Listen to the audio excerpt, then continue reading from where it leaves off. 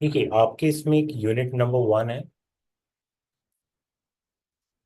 Unit number 1, the name of this unit number 1 is sets and function. Sets and functions, that unit cover up 23 marks. अब चाहे CBSE हो RBSE हो, ठीक है, दोनों के अंदर पैटर्न सेम है। We should know now. Okay, तो जो मार्क्स का वेटेज है वो सेम है दोनों के लिए।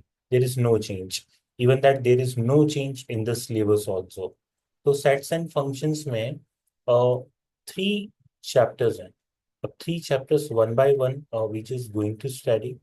Chapter number 1 according to this unit है हमारे पास sets. Chapter number 2, according to this unit, we have relation and function. Relation and function. And according to this unit, chapter number 3 is trigonometric function. Trigonometric function. So, 3 particular chapters are in this unit of 23 marks. Okay, अब इसमें क्या है बच्चा, chapter number 1 से connected है chapter number 2, chapter number 2 से connected है chapter number 3।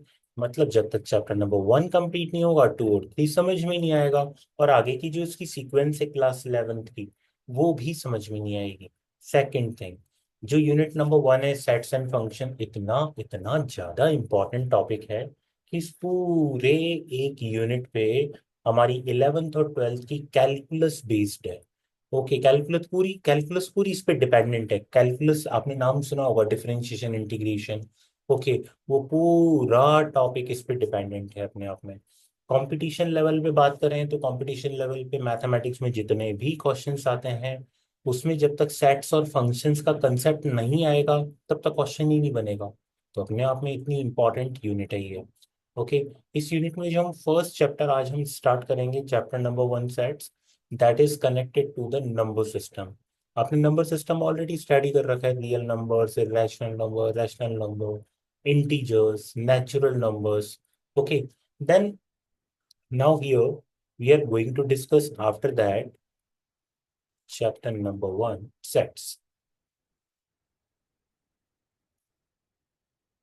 तो जितने भी नंबर सिस्टम हमने स्टडी किए हैं, इन नंबर सिस्टम में क्या होता है, दो तरह के अलग अलग कंसेप्ट होते हैं, या फिर मैं बोलूं आपसे कि सेट्स कनेक्टेड किससे, sets is connected with some data और collection. Sets connected with some data और कलेक्शन। अब बात सुनना बड़े ध्यान से। मैं आपके सामने कुछ डेटा या कुछ कलेक्शंस के एग्जांपल्स ले रहा हूँ। मैंने आपसे एक एग्जांपल शेयर किया, that is Bhavika, do you know the top 10 batsman of India. तो भाविका का आंसर होगा टॉप 10 बैट्समैन ऑफ इंडिया। तो भाविका सोचेगी कि यार आईपीएल की बात करें या फिर वनडे मैच की बात करें, टेस्ट मैच की बात करें, हर दिन नए नए चेंज होते जाते हैं। कभी कोई सेंचुरी मारता है, कभी कोई 200 लगा देता है, तो यार ये तो टाइम टू टाइम चेंज होता रहता है, इसका तो कोई कलेक्शन ही नहीं है। ओके, ऐसे ही हम बात करें books written by NCERT for class 11। तो हम जब इस कलेक्शन की बात करेंगे तो यार books written by NCERT, okay, then ये कुछ डेफिनेट बुक्स होंगी जिनको हम काउंट कर सकते हैं, या हम बता सकते हैं कि यार these are some 50 to 60 books जो एनसीईआरटी की तरफ से पब्लिश्ड है। ओके, तो मतलब उस कलेक्शन को हम डिफाइन कर सकते हैं। टॉप 10 क्रिकेटर्स या टॉप 10 बैट्समैन ऑफ इंडिया, उसको हम डिफाइन नहीं कर सकते। तो जो डेटा और कलेक्शन होता है, तो डेटा एंड कलेक्शन, इसको दो टाइप से हम कैटेगराइज करते हैं।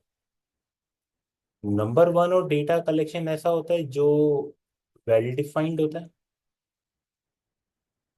जिसको बहुत अच्छी तरह डिफाइन कर सकते हैं। अच्छा, वेल डिफाइन का मतलब क्या होता है बेटा? वेल डिफाइन का मतलब होता है मैं भाविका से आंसर पूछूंगा तो मुझे वही आंसर मिलेगा। मतलब मैं भाविका से ये पूछूं, Bhavika, in multipurpose school, in your class how many students are there, then example that Bhavika answer is 45 student. मैं उसी स्कूल के किसी और स्टूडेंट से क्लास 11th के नंबर ऑफ स्टूडेंट्स पूछूंगा, वो भी 45 बोलेगा। थर्ड का आंसर भी 45 होगा क्योंकि एग्जैक्टली है ही 45। तो that is called the well defined answer. Okay, एक होता है not well defined. The second part is not well defined. Not well defined का मतलब टॉप 10 बैट्समैन की बात करी, भाविका की लिस्ट अलग बनी हुई है। ओके, किसी और बच्चे की अलग लिस्ट है, किसी और बच्चे की लिस्ट में धोनी है, किसी और बच्चे की लिस्ट में कोई साउथ अफ्रीकन क्रिकेटर है, किसी के कोई ऑस्ट्रेलियन क्रिकेटर है। तो हर किसी की लिस्ट अपनी अपनी है। This is depends on the peoples opinion. Okay, तो जहां पर लोगों की ओपिनियंस ऐड हो जाती है तो उसको नॉट वेल डिफाइंड बोलते हैं कलेक्शन। और एक होता है वेल डिफाइंड कलेक्शन। तो जब भी हम बात करते हैं वेल डिफाइंड कलेक्शन की, तो यहाँ पर हमारे पास आता है वेल डिफाइंड कलेक्शन।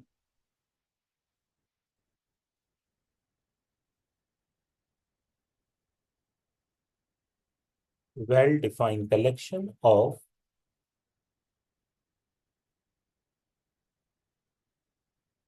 ऑब्जेक्ट्स और डेटा इज कॉल्ड सेट। इसको हम क्या बोलते हैं? सेट बोलते हैं। Is it clear? That is the important one definition. तो जो भी वेल डिफाइंड कलेक्शन होगा ऑब्जेक्ट्स का, that is go into the category of sets. Okay, तो पहले तो ये पॉइंट क्लियर हो जाए कि सेट्स होता क्या है, what is the meaning of sets. ये क्लियर हुआ? सेट्स। ओके, सेट्स क्लियर हो गया। अब सेट्स क्लियर हो गया तो यहाँ पर मैंने अलग अलग एग्जाम्पल्स ले लिए और इससे आई थिंक भाविका को और अच्छी तरह क्लियर हो जाएगा topic. Example number 1, that is collection of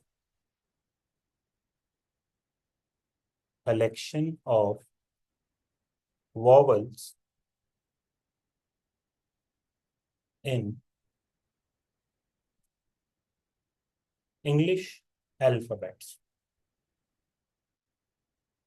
collection of vowels in English alphabet. जब हम इंग्लिश अल्फाबेट्स की बात कर रहे हैं और उनके कलेक्शन की बात कर रहे हैं तो फिक्स है यार, वॉवल्स का तो एक फिक्स होता है, A, E, I, O, U. Is it clear?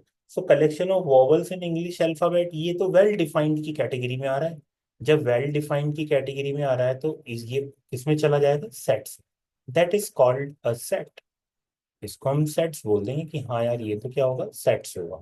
तो ये तो पहला एग्जाम्पल क्लियर कर दिया हमने। चलिए सेकंड एग्जाम्पल की बात करते हैं।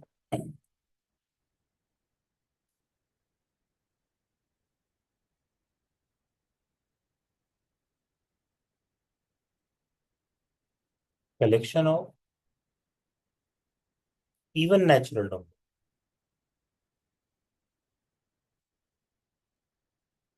Collection of even natural numbers.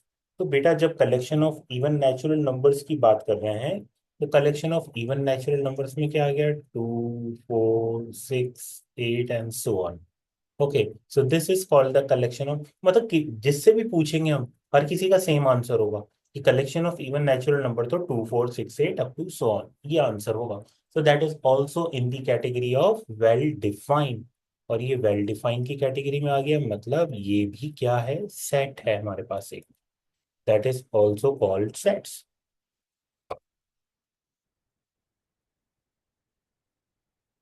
Okay, third one,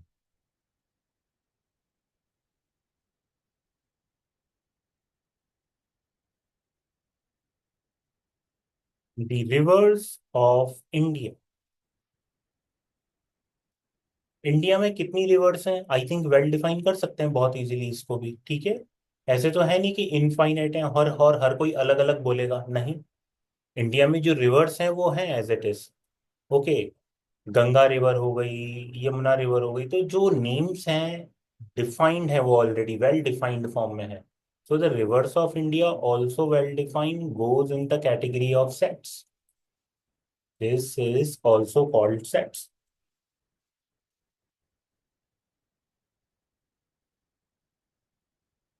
fourth आ गया जैसे collection of good students in a class, collection of good students in a class. आप सोचिए, कोई आपसे पूछ ले कि आपकी क्लास में अच्छे बच्चे कौन से हैं, तो आप खुद बताइए, आपका बिल्कुल अलग ओपिनियन होगा।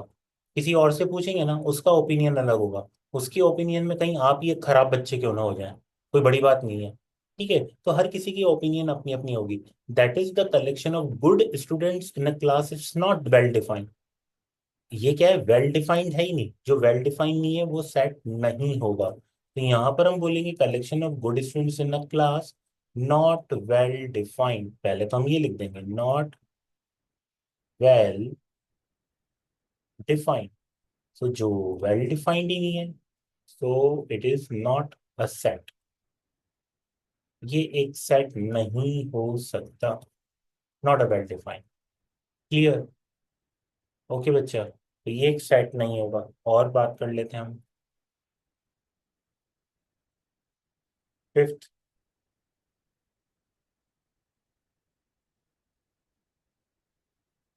Collection of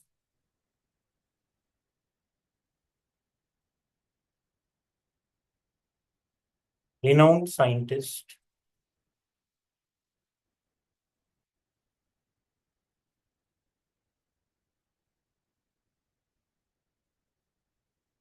collection of renowned scientists of the world.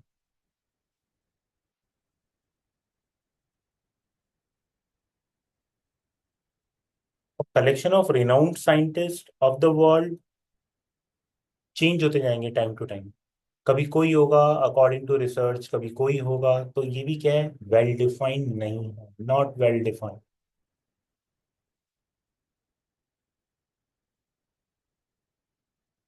Not well defined, so that is also not a set. That is also not a set. तो आई थिंक इन एग्जाम्पल से आपको समझ में आ गया क्या कौन सा सेट होगा, कौन सा सेट नहीं होगा। Okay, that is the one of the point which is clear. Okay, चलिए ठीक है, ये पॉइंट क्लियर हो गया। तो सेट्स क्या होता है, हमने नटशेल हमने बोल दिया what is a set. Set is a collection of well, या फिर हम बोलेंगे well defined collection of objects. A well defined collection of objects is called a set. Examples हमने लिख दिए यहाँ पर। चलिए आगे बात करते हैं। अब जैसे पॉलिनोमियल हमने पढ़ा था बचपन में, क्लास टेंथ में, क्लास नाइन्थ में, तो पॉलिनोमियल को हम पी एक्स से सिंबलाइज करते हैं। ओके, ऐसे ही सेट्स को भी कोई ना कोई सिंबल देंगे हम। तो हम यहाँ लिख देंगे set are usually, set are usually denoted bye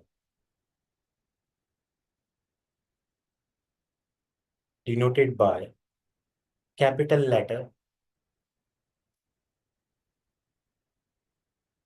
of English alphabet, that is capital A, capital B, capital C, etcetera. Sets को हम हमेशा कैपिटल लेटर से डिनोट करते हैं। And objects,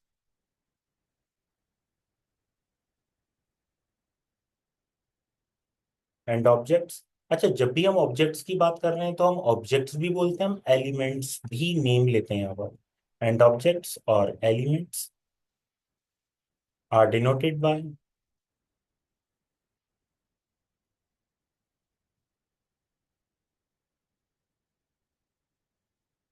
small letters a, B, C, etcetera.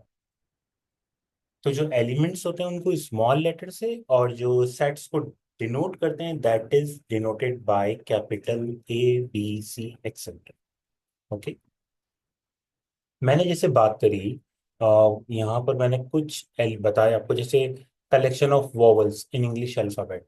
तो हमने collection of vowels लिखे, ए, E, I, O, you. तो ये किसको बिलोंग कर रहे हैं, ये वॉवल्स को बिलोंग कर रहे हैं।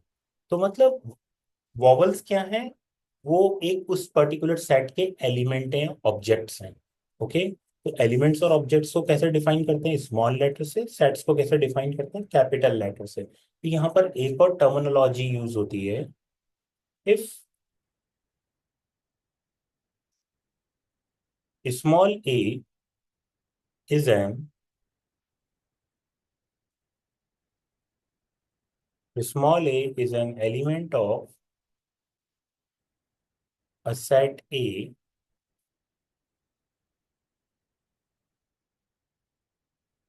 then we write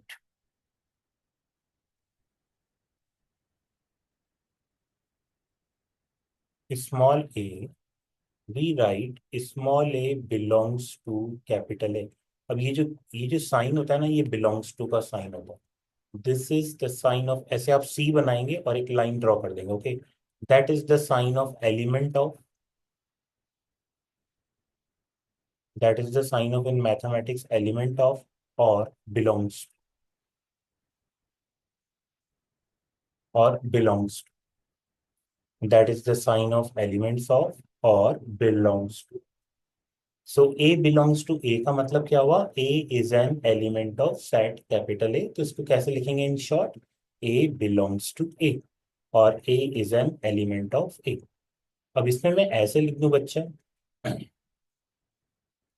if A is not an element of A,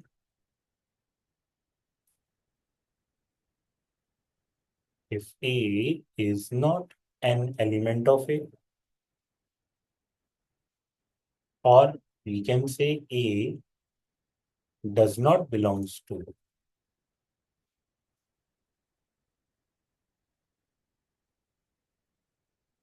A does not belongs to capital A, then इसको डिनोट कैसे करेंगे, small a does not belongs to set है। अब ये जो साइन होता है बेटा, होता तो वही है, देखो होता तो वही साइन है एलिमेंट ऑफ का, पर इस पे क्रॉस लाइन ड्रॉ कर दो तो ये किसको शो करता है, does not belong.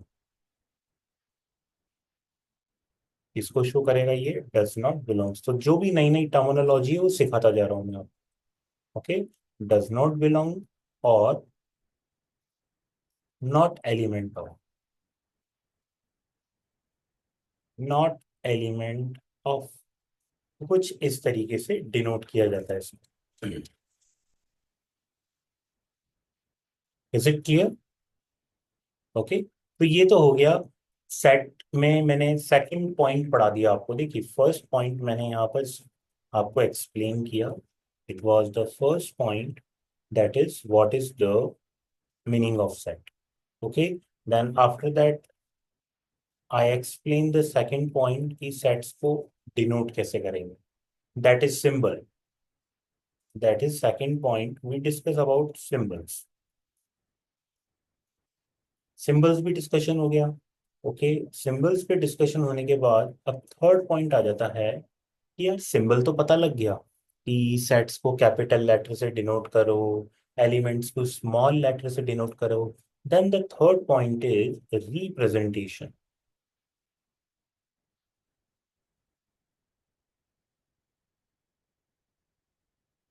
Representation of a set,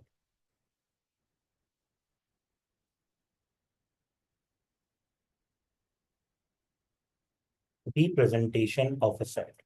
किसी भी सेट को रिप्रेजेंट कैसे करेंगे, देखो रिप्रेजेंट करते हैं ना अलग अलग पॉइंट्स को, पॉलिनोमियल को अलग तरीके से रिप्रेजेंट करेंगे, रियल नंबर्स को अलग तरीके से रिप्रेजेंट करेंगे, क्वाड्रेटिक इक्वेशन को हम एक रिप्रेजेंट करते हैं। तो हर किसी का एक रिप्रेजेंटेशन का मेथड होता है। आज एक नया टॉपिक हम सीख रहे हैं सेट्स के बारे में, तो सेट्स का रिप्रेजेंटेशन पता होना चाहिए कि जो हम well defined collection of objects को रिप्रेजेंट करेंगे वो कैसे रिप्रेजेंट करेंगे well defined collection of objects को। तो देखिए यहाँ पर इसको रिप्रेजेंटेशन के दो मेथड होते हैं। There are two methods by which we represent. The number one is roster form,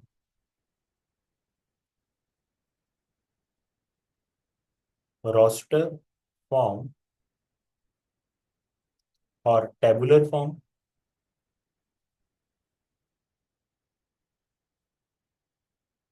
the second one is set builder form.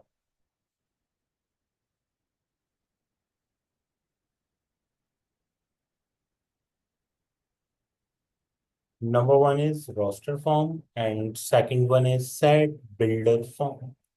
That's are the 2 points in which we define the or we represent the set. एक तो roster form में represent करेंगे, set builder form में represent करेंगे। तो चलिए सबसे पहले बात करते हैं हम रोस्टर फॉर्म की। Point number A, roster form.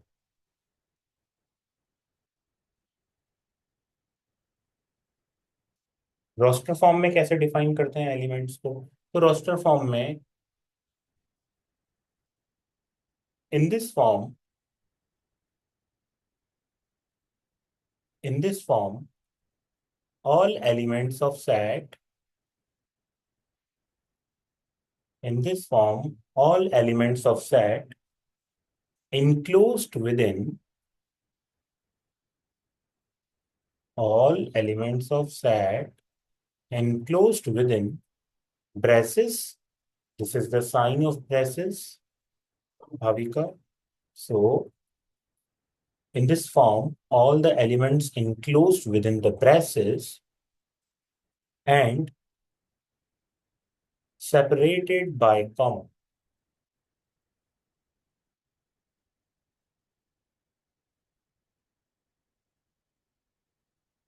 separated by comma. That is the way how we represent a set in the roster form. चलिए अलग अलग एग्जाम्पल्स लेते हैं and we understand that is how we represent in the roster form. Okay, so let we start. Example number one, set capital A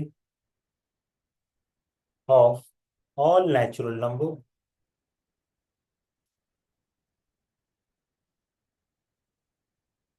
of all natural number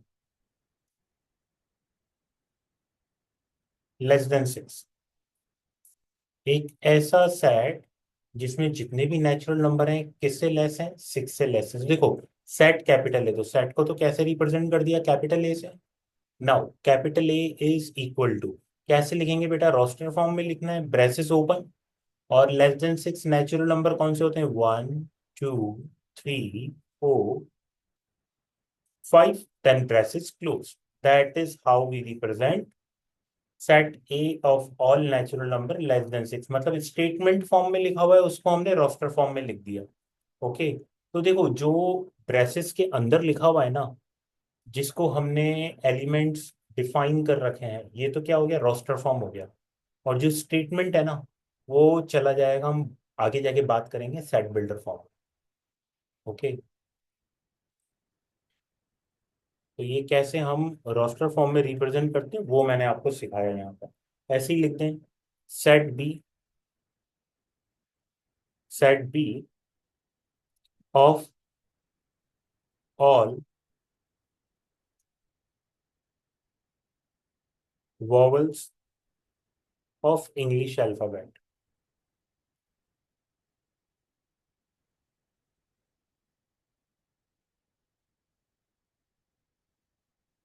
all vowels of English alphabet।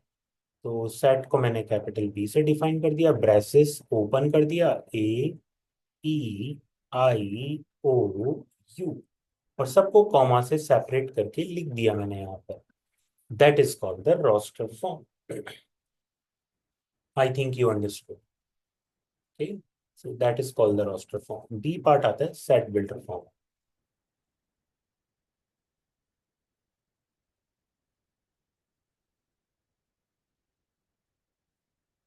Set builder form,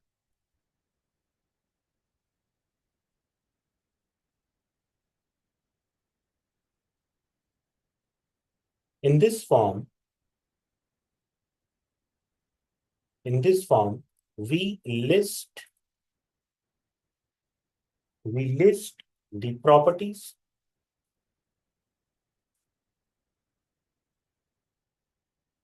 we list the properties which all elements,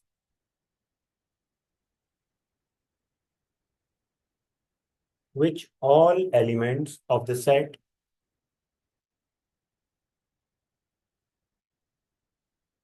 must satisfy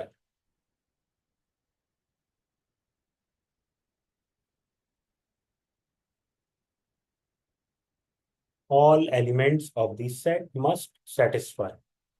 मतलब यहां पर हम एक है ना property लिख देते हैं उसकी।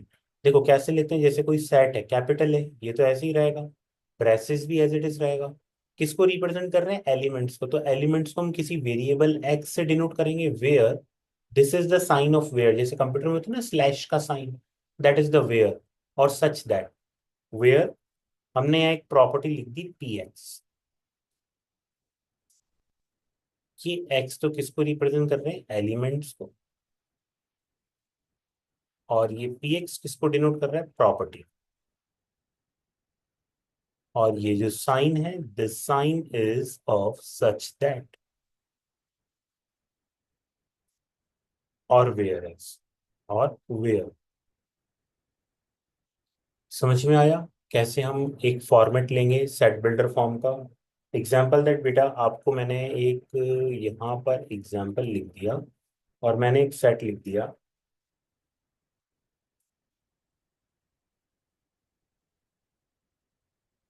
X where X less than 5 greater than 3।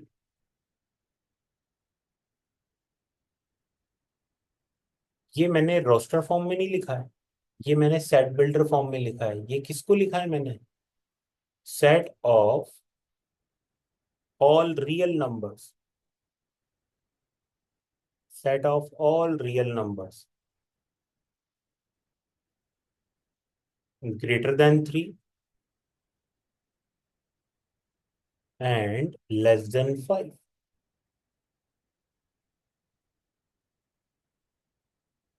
Set of all real number greater than 3 and less than 5। Is it clear? That is called the set builder form। इसको set builder form क्यों बोला? आप देखिए, मैंने x को क्या use किया है? x एक एलिमेंट है। कौन से एलिमेंट्स हैं? जो कि 5 से लेस है, ग्रेटर देन 3। अब आपको पता है कि 5 और 3 के बीच में तो इनफाइनाइट आ जाएंगे रियल नंबर्स, जो रैशनल भी होंगे, इरेशनल भी होंगे। अब क्या सबको लिखना पॉसिबल है? क्या नहीं है सबको लिखना पॉसिबल। तो जहां पर सब एलिमेंट्स को लिखना पॉसिबल नहीं होता है, वहां पर हम ऐसे सेट बिल्डर फॉर्म में डिफाइन कर देते हैं। अब ये जो x less than 5 greater than 3 किसको बता रहा है? एक प्रॉपर्टी को शो कर रहा है। ये किसको शो कर रहा है? प्रॉपर्टी को शो कर रहा है। This is show a property. कौन सी प्रॉपर्टी को शो कर रहा है? ये जो स्टेटमेंट में लिखी हुई है प्रॉपर्टी। ओके, उसको शो कर रहा है ये। अब जैसे मैं सेट बिल्डर फॉर्म में लिखूं किसको? मेरे पास एक दूसरा एग्जांपल है। A is a set of all natural number.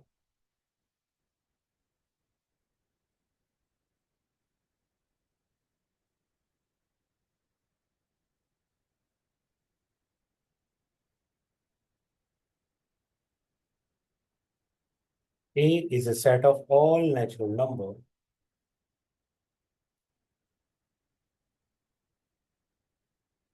Less than 6। A is a set of all natural number less than 6।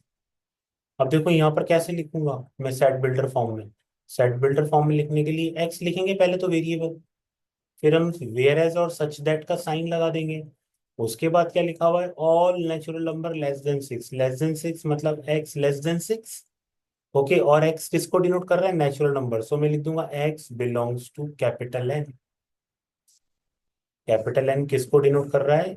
Set of natural number को। Capital N is set of natural number,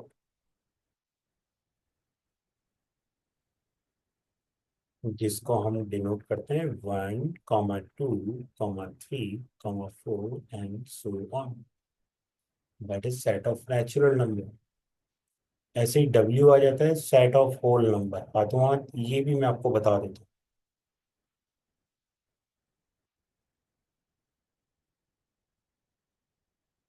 0, 1, 2, 3 and so on.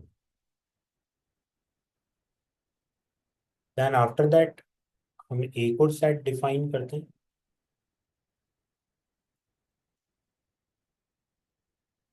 set of integers,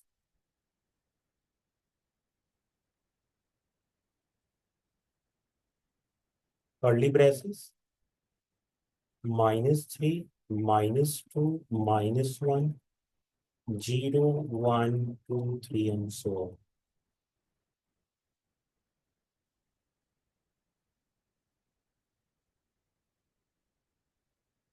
Then Q, set of rational number.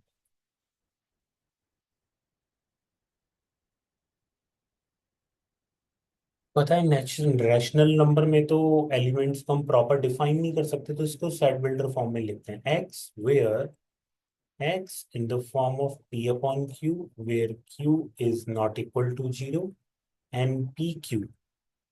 छोटी class में 10th class में तो हम लिखते थे P and Q are integers, but अब बड़ी क्लास आ गई है तो हम यहाँ लिख सकते हैं P and Q they both belongs to set.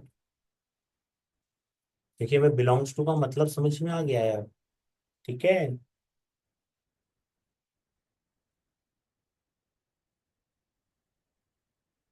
Are set of real numbers.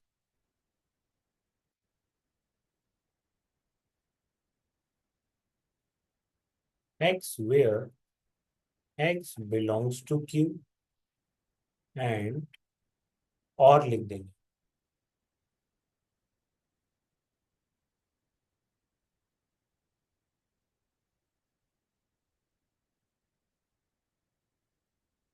X belongs to Q dash. Q dash किसको डिनोट कर रहा है? क्यू डैश डिनोट कर रहा है इरेशनल नंबर्स।